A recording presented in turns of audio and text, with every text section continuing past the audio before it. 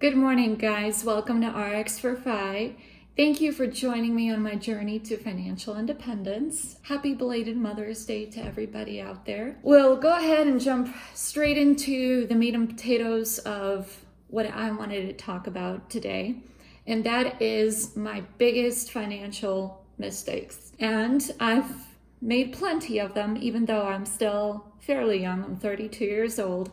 I have made plenty of financial mistakes thus far in my life. Just to give you a little background, my profession, I am a pharmacist. I graduated from pharmacy school in 2014. I was 25 years of age at the time. I want to take you back to the summer of 2014. I get licensed. I start my first big girl pharmacist job. The reason why I start there is because everything prior, I was just working like little summer jobs and little internships that really didn't bring in much. I really couldn't do much with that income. It was mostly geared towards paying for my rent with my roommates. I shared an apartment in college, and for a car and basic living expenses so I could have a little more independence from my parents while I was at school. So I will start from the time that I graduated as a pharmacist in 2014, summertime. Student loans are deferred at this time, which is really nice. Most subsidized student loans, they give you 6 months from graduation. They'll let you find a job, get settled in, whatever. At this point, I have a job. I'm making good income, but I just wait. I just wait to pay off my student loans. I wait for the interest to start accumulating. Why?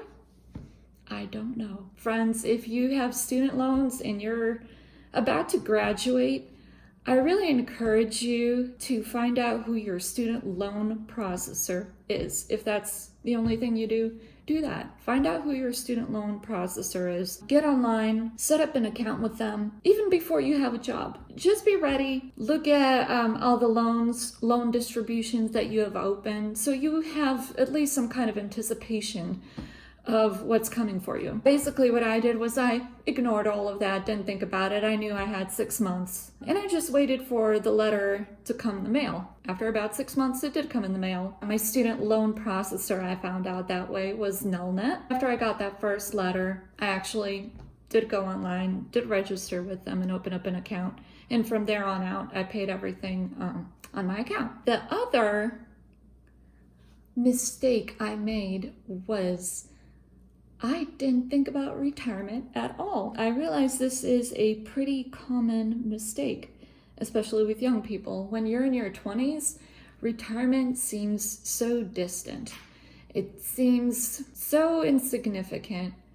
And my thought was, I don't even want to think about retirement until I get my debt paid off, my student loan debt, which is a somewhat logical rationale, but still not a very good rationale, and I'll tell you why. Most student loan debt is not super high interest, so you'll probably have different loans that are different interest rates. That's another important thing to consider. Make sure you know what interest rates you have on all your different student loans. Generally speaking, this is a very broad generalization. If your student loans carry an interest rate less than 7%, it may make sense to not just focus 100% of your energy on paying off those loans. It may make sense to maybe direct 50% of your financial energy towards investing and saving for retirement, and the other 50% towards paying off your loans, kind of doing both at the same time. What I did was I only focused on my living expenses and on paying off that debt. I didn't think about a 401k. I knew my job provided one, but I'm like, this is too much right now. I'm not going to worry about it. Big mistake. As soon as you start a new job, as soon as you start your professional career, find out what's available to you, whether it's a 401k or a 403b or 457, whichever employer-sponsored retirement vehicle you have available to you.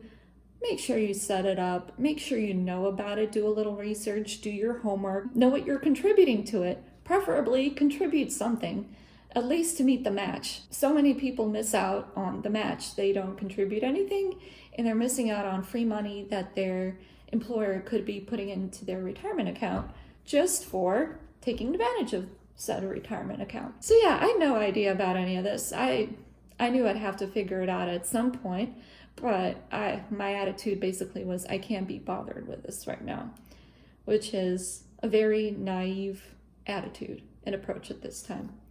But you live and you learn. At this time, what else was going on? Summer of 2014, I'm starting to make pretty good money because I've become a pharmacist now. I'm living at my parents' house, financially very nice, but at the same time, I'm butting heads with my dad a little bit.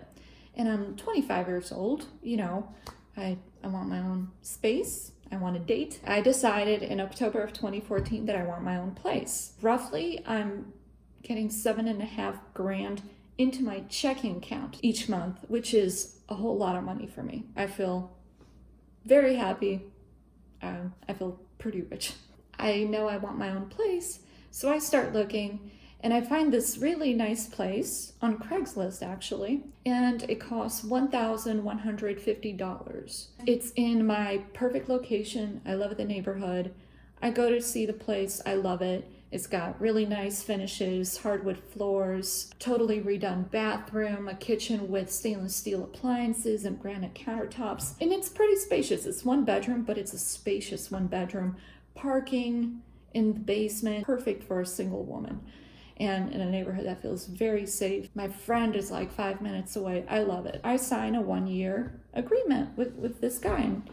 And he actually ends up being a fantastic landlord. I don't necessarily have anything negative to say about him as a landlord or about the apartment. It's just, was it the most financially responsible choice I've ever made?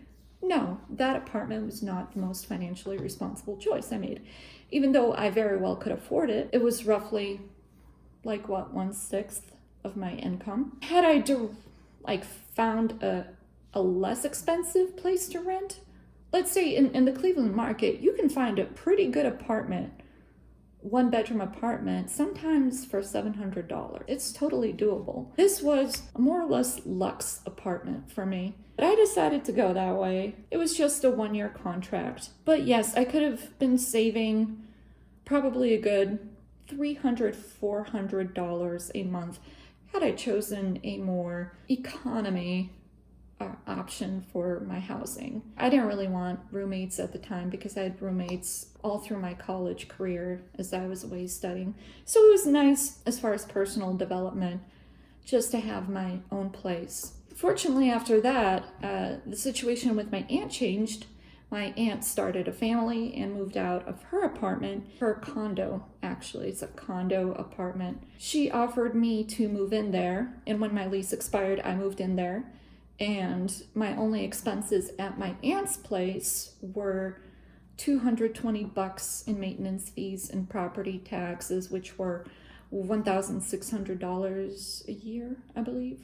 You can see how much I saved by moving into my aunt's house. But for that 1 year, I was paying $1,150 a month for this luxe apartment. So yeah, there I was, 25 years old, paying off my student loans a little bit, but not throwing massive amounts of money towards my student loans. And as far as my retirement savings, that wasn't even on my radar at this point. What I was driving at the time was a used Honda Accord. I've never owned a new vehicle, never leased, and I am so grateful to my dad for that. My dad is very good at locating excellent used cars, and I sort of rely on his expertise as far as my vehicles go. So definitely want something reliable, something affordable, and he's always been able to help me find that vehicle. My Honda Accord, which I got just around the time when I was graduating, it had 60 or 70,000 miles on it. It was about 3 or 4 years old. It cost me $12,000, which I didn't have at that time because I had literally just graduated. I was just signing my contract for my job. My parents were kind enough to loan me like $6,000 approximately, and I paid the other $6,000. They offered me an interest-free loan, and I was paying them off monthly, just whatever amount I could. And that was a great car, and I could have driven it and driven it and driven it and driven it and driven it. But in 2018, I got a phone call from my dad and my brother. They happened to be at an auction. They saw a used Lexus RX 450h. If you guys have never seen it, it's a pretty big SUV. It's a luxury SUV. And this one happened to be a hybrid. My dad and brother cornered me and asked me what I wanted in my next vehicle. That's one thing that I said. I wanted it to be hybrid. Well, they found me a hybrid SUV. They kind of put me on the spot because I get this phone call and I'm not expecting it. Here's this vehicle going for a good price. My dad and my brother really wanted me to have an SUV because winters in Cleveland can get a little choppy. It's nice to have four-wheel drive. We do get a decent amount of lake effect snow, so driving here is a pain in the butt sometimes. Plus, supposedly, they're a lot safer, which I'm skeptical about. That's definitely a source of debate. But that's their reasoning. They had been kind of telling me, hey, are you thinking about getting an SUV for a while? Here they are calling me from this auction telling me this car is available. So here I am on the spot. Do I want this car? Yes or no? I kind of froze, but I guess I ended up saying yes because they got the car for me. It cost me $20,000, which I paid in cash. That's the nice thing about hoarding cash. I had that money. Basically, I had to go to the bank and withdraw from my savings account, but that was pretty straightforward. Then I had a new car. I sold my Honda for roughly $7.5, $8,000. But that's kind of how we do in our family. We buy used, and then we sell the car before the car has too much mileage on it. Even though my Accord really didn't have that insane amount of mileage on it. Like I said, I could have and I should have kept that car, and I should have driven it until the very end. Am I happy with my Lexus RX 450h? It's a great car, no doubt. It's totally reliable, but I don't need a luxury vehicle. I don't need a Lexus. Even though it's a hybrid, my Honda got better mileage. So it's just, I find myself paying for a little more for gas. The lovely state of Ohio on registration charges more for hybrid and electric vehicles. Go figure. Thank you, state of Ohio. Do I think going from my Honda to my Lexus was the best financial choice? No. Therefore, it's another mistake. That's what's going on. At this time, I'm still don't know about financial independence or FIRE or any of that. Not thinking about my retirement future at all. Just kind of pushing it off to the side. I'll deal with it at a later time. Basically, to summarize what's been going on up to this point, I'm hoarding a lot of cash because I'm making good income. I'm not doing much with this cash other than just keeping it in a savings account, accumulating very, very measly, very pitiful interest on this cash. My living expenses are very low because I'm living at my aunt's place, paying the $220 a month for housing. So don't have much in the way of housing. Pretty extravagant with food. Eat out a lot at this point. But yeah, I'm not doing anything with retirement. I don't even look into how much I'm contributing. I know that my employer's putting a little bit in my account, but I don't even keep track. I don't log into the website. I don't care. I can't be bothered to think about retirement at this point, which is really sad and by far my biggest mistake. All those years from 2014 all the way up until 2020, so 6 years, I never maxed out my 401k. In fact, I barely contributed to my employer-sponsored retirement accounts, which is so sad. So 6 years of lost opportunity. I could have potentially been earning, maybe 7%. But because I didn't take the time to research and think about it, I was earning pitiful interest in a savings account. But I was accumulating money. I was doing that.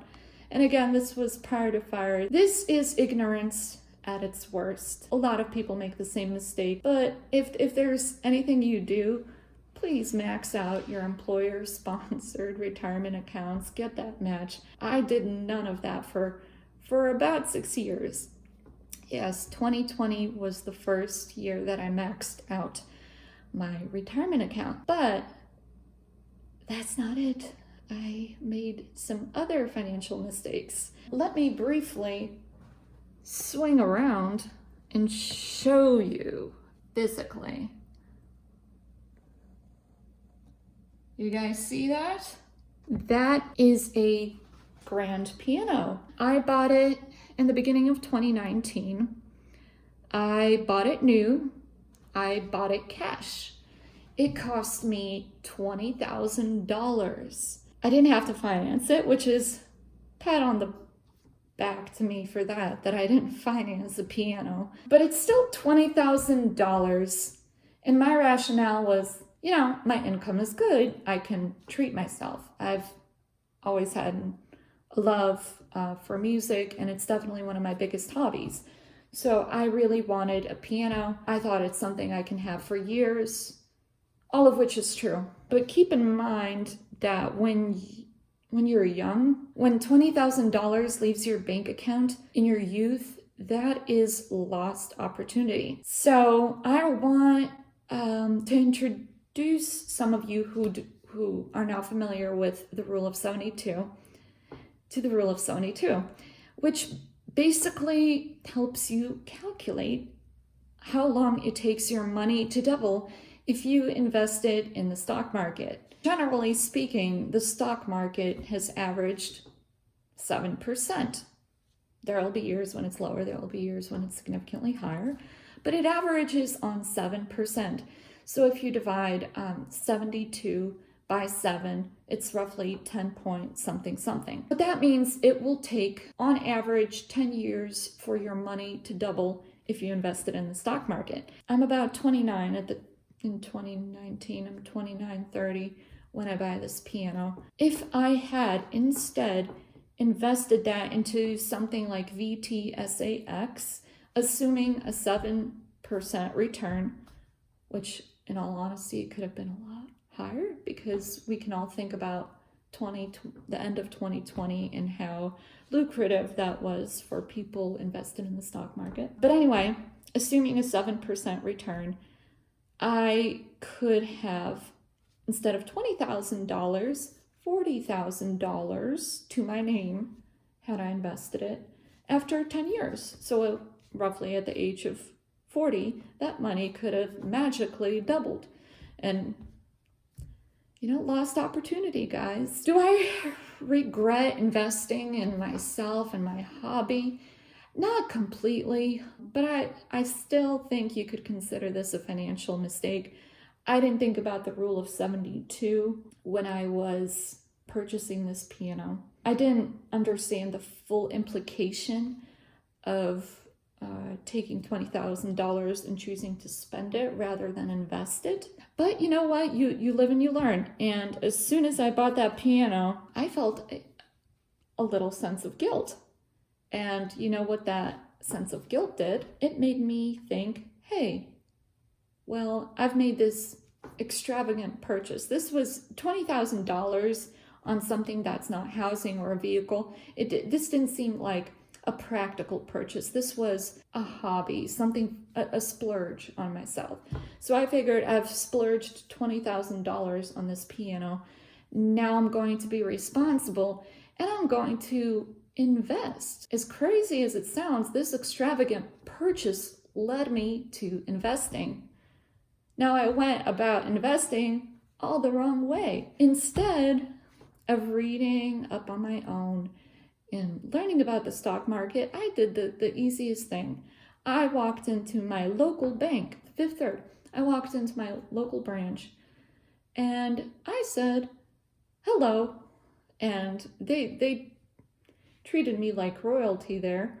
I was one of their preferred customers because at that point I had over 6 figures just floating in my cash account with them. between my checking and my savings account. So they call you a preferred customer, and they make you feel so special and so important. It's quite cute. I walk in there and I tell them I'm interested in investing. So they bring me to this lady named Linda. Now, Linda is a power woman.